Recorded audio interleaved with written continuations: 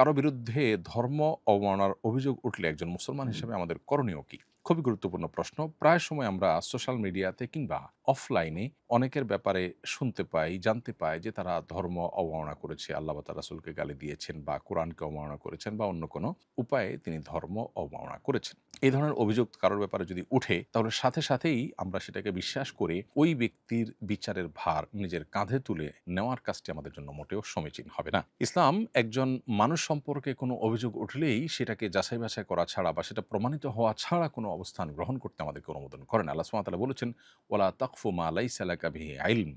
যে বিষয়ে তুমি নিশ্চিতভাবে জানো না সে বিষয়ে কোনো অবস্থান গ্রহণ করতে যাবে না। আল্লাহ সুবহানাহু ওয়া তাআলা আরো বলেছেন যে কোনো ফাসিক যদি তোমাদের কাছে কোনো সংবাদ নিয়ে আসে ফাতাবাইয়ানু, তাহলে সেই সংবাদ তোমরা যাচাই করবে, সেটার সত্যতা নিশ্চিত হওয়ার চেষ্টা করবে, পরখ করে দেখবে। যদি না করো তাহলে সেক্ষেত্রে তোমরা অন্যের কথায় এমন কিছু করে বসতে পারো যেটা তোমাদেরকে ক্ষতির মুখে ফেলতে পারে। এই ঘটনা আমাদের দেশে প্রায় ঘটে। অর্থাৎ ধর্ম অবমাননার অভিযোগ উঠেছে আর আমরা সংক্ষুব্ধ হয়ে সেই অভিযুক্ত ব্যক্তিকে পিটিয়ে মেরে ফেলেছি, কখনো পুড়ে ফেলা হয়েছে। এ ধরনের ঘটনা শোনা যায়, যেটা খুবই দুর্ভাগ্যজনক একটি বিষয়। আমাদের সকল মুসলিমদের এই বিষয়টি জানতে হবে যে কোনো ব্যক্তির সম্পর্কে অভিযোগ উঠলেই আমরা সংক্ষুব্ধ হয়ে তার উপর চড়াও হওয়া এবং তাকে পিটিয়ে মেরে ফেলার এই রাইট বা সুযোগ ইসলাম আমাদের জন্য রাখেনি। বরং এ বিষয়টি আসলে তিনি ঘটিয়েছেন কিনা বা তিনি কি বলেছেন সেটার বিচার বিশ্লেষণ করা পর্যন্ত আমাদেরকে অপেক্ষা করতে হবে। একটা মানুষের জীবনের মূল্য অনেক। অতএব কোনো অভিযোগ উঠলেই হতে পারে কেউ পরিকল্পিতভাবে তার নামে মিথ্যা অভিযোগ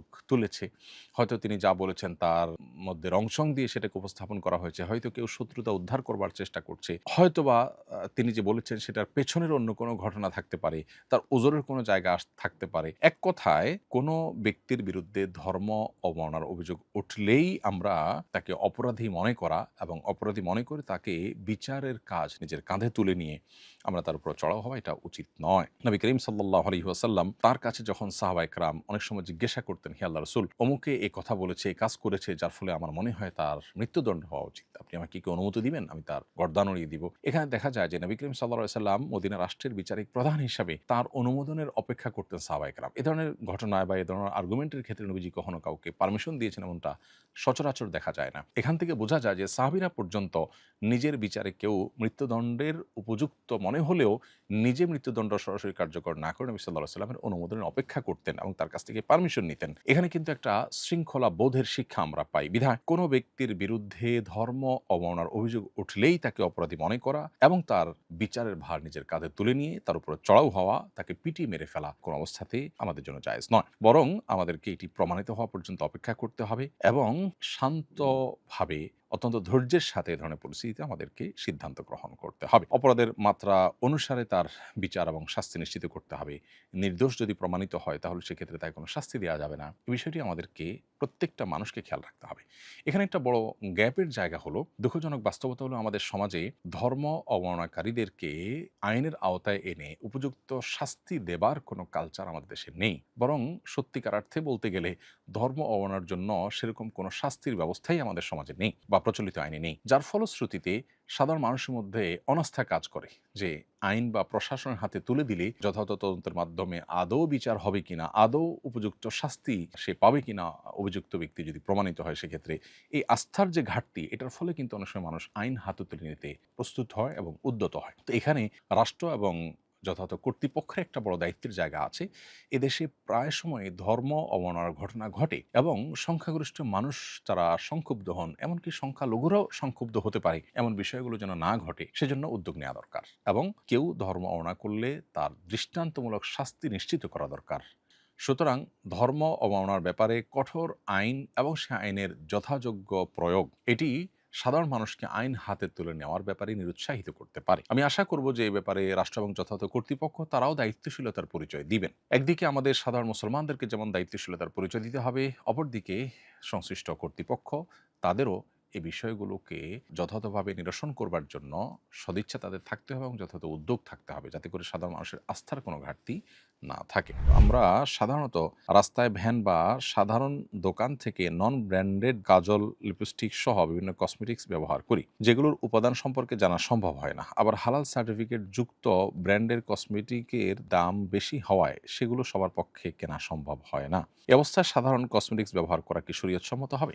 কসমেটিক্সের ক্ষেত্রে হালাল হারামের বিষয়টি সম্পর্কে আমাদের বেশিরভাগ মানুষের ধারণা নেই, অথচ আমরা পানাহারের মাধ্যমে যেরকম আমাদের শরীরে হারাম ভক্ষণ, হারাম পান করার অপশন আছে, ঠিক একইভাবে আমরা অনেক প্রসাধনী ব্যবহার করার মাধ্যমেও শরীরে হারাম প্রবেশ হতে পারে। এই জন্য এই বিষয়টি আমাদের সতর্ক হতে হবে এবং প্রসাধনীগুলোর কোথায় কি উপাদান আছে না আছে সেটা আমাদের খোঁজ করে বের করা দরকার এবং সতর্ক থাকা দরকার। এবং এগুলোর মাধ্যমে স্পিরিচুয়ালি আমরা ক্ষতিগ্রস্ত হয়ে আধ্যাত্মিকভাবে অনেক সময় ক্ষতিগ্রস্ত হওয়ার সম্ভাবনা বা শঙ্কা থাকে। এই জন্য এই বিষয়গুলোকে খুব সিরিয়াসলি আমাদের দেখতে হবে। যে সমস্ত ইহুদি কোম্পানিগুলোর তালিকা আমরা বিভিন্ন মাধ্যমে পাই, আমরা দেখতে পাই সেখানে ফুড আইটেমের চাইতেও বরং যে কোনো আইটেমের চাইতেই তাদের সবচেয়ে বেশি বিজনেস হয়ে থাকে সচরাচর এই ধরনের ইস্যু, অর্থাৎ আপনার প্রসাধনী রিলেটেড বিষয়গুলো নিয়ে তারা কাজ করেন সবচেয়ে বেশি। তো এই জন্য আমাদেরকে এই বিষয়গুলোতে অনেক বেশি সতর্ক থাকতে হবে। যদি আপনি আপাতদৃষ্টিতে হারাম কোনো কিছু আছে বলে সেখানে দেখতে না পান, তাহলে সেক্ষেত্রে এটি আপনার জন্য মৌলিকভাবে ব্যবহার করা জায়েজ আছে, কিন্তু কি আছে না আছে সেটি বিশেষ করে সন্দেহ যখন হবে, মালিক বা প্রতিষ্ঠান অমুসলিম কোনো কান্ট্রি থেকে উৎপাদন করছে, সেখানে সম্ভাব্য কোনো হারাম থাকতে পারে, এরকম যদি মনে হয় এবং সেটা আপনার জানা না যায়, তাহলে অ্যাভয়েড করতে পারলে সেটা অবশ্যই তাকওয়ার দাবি। যে মানুষ যে স্থানে মৃত্যুবরণ করে সে স্থানের মাটি দিয়েই তাকে তৈরি করা হয়েছিল, এই বিশ্বাস কি ইসলাম সম্মত?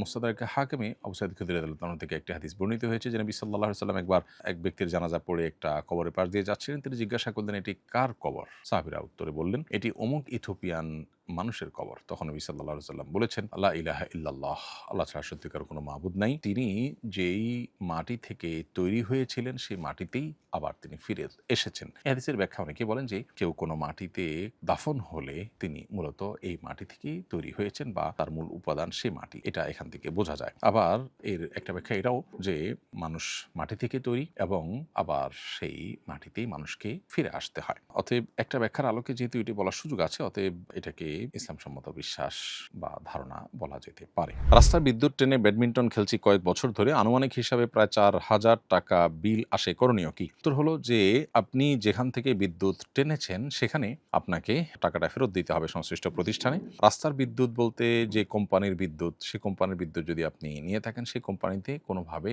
কোম্পানির অ্যাকাউন্টে টাকাটা ঢুকিয়ে দিবেন। কি প্রসেস আছে না আছে সেটা খোঁজ করে বের করতে হবে যে কিভাবে কোম্পানির অ্যাকাউন্টে টাকা দেওয়ার ব্যবস্থা আছে। কোনো ব্যক্তি বিশেষের লাইন থেকে যদি নিয়ে থাকেন, তাহলে সেক্ষেত্রে যার মিটারে এটার রিডিং উঠেছে বা এটার খরচ উঠেছে তাকে আপনি টাকাটা পরিশোধ করে দিতে হবে, না হলে আল্লাহর কাছে আপনি দায়ী থাকবেন। বিশেষ করে শীতের মৌসুমে আমরা অনেকেই ব্যাডমিন্টন খেলি এবং এক্ষেত্রে সেখান থেকে বিদ্যুতের লাইন নিয়ে নেই এবং লাইন থেকে বিদ্যুৎ নেওয়াটাকে আমরা অন্যায় বা অপরাধ মনে করছি না, অথচ আপনি যে বিদ্যুৎ ব্যবহার করছেন এটা মূল্য পরিশোধ না করলে আপনার খেলা জায়েজ হবে না।